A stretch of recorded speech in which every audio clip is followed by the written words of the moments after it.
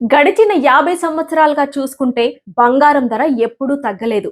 తగ్గితే రూ. 5, రూ. 10 తగ్గి 5,000, 10,000 పెరుగుతూ పోతుంది. అలాంటిది సగానికి పడిపోయిన పరిస్థితి ఎప్పుడూ రాలేదు. కొంతమంది నిపుణులు చెప్తున్న మాట ఏంటంటే ఈ Russia, Ukraine, Israel, Gaza, Thailand లాంటి దేశాలు యుద్ధాలు ఆపేస్తే తగ్గుతుంది అని. అందులో వాస్తవం ఎంత అంటే మహా అయితే 10-15% తగ్గొచ్చు.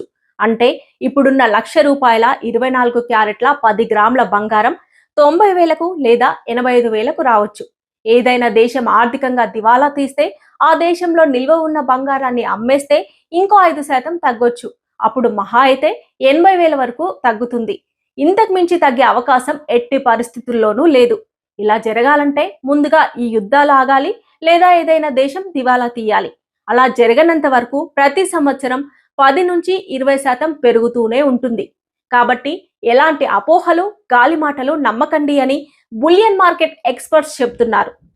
ఈ ఇన్ఫర్మేషన్ పైన మీ అభిప్రాయం ఏంటో కామెంట్లో తెలపండి. Thanks for watching.